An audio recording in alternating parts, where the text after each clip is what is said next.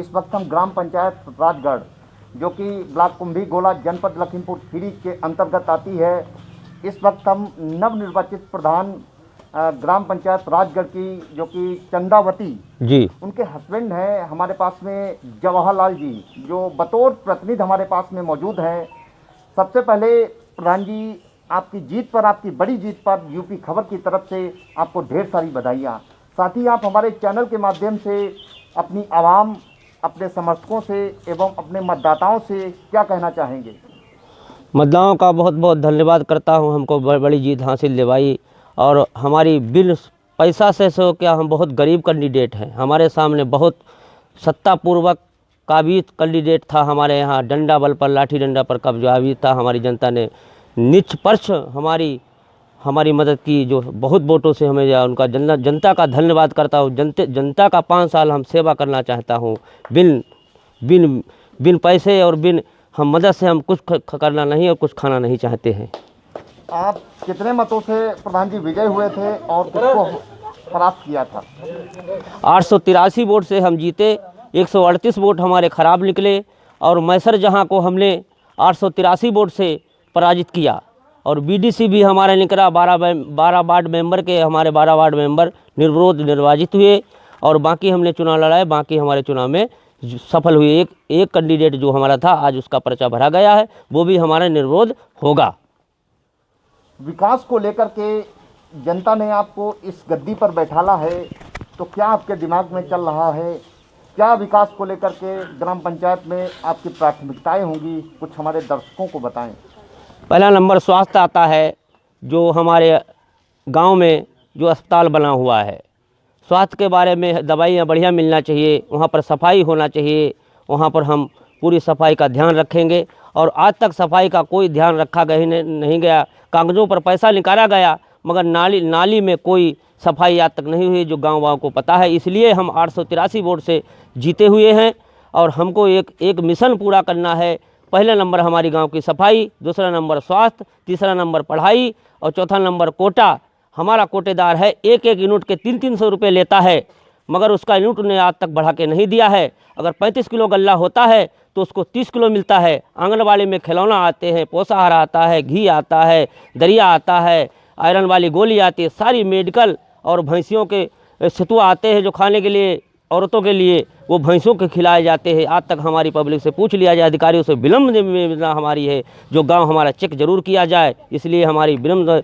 और जो हमारे कार्य योजना में पंचायत घर में, स्कूल में लिखा हुआ है, एक खंजड़ा नाली बन गया है, मगर वो बना नहीं है, मगर पैसा सारा गोल मोल कर लिया गया है अधिकारियों द्वारा।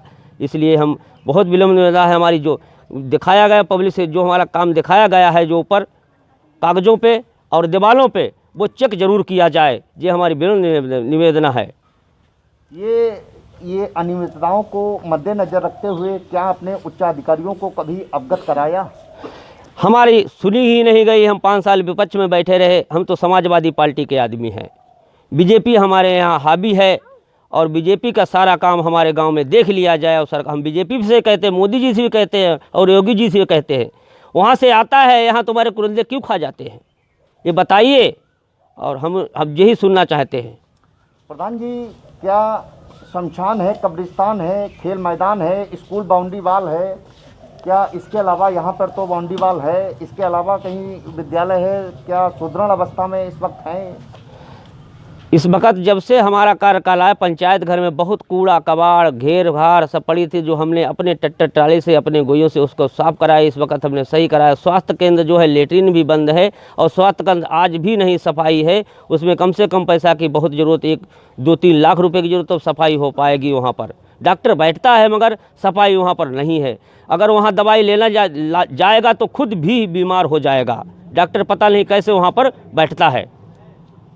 हाँ जी, आपके ग्राम पंचायत में कुछ कीचड़ देखा गया है और स्वच्छ भारत मिशन, जो कि भारत सरकार की एक अति महत्वाकांक्षी योजना है, इस पे आप क्या करेंगे? शौचालय के लिए लेटरिन आई, ठेके से बनवाएंगे लेटरिन।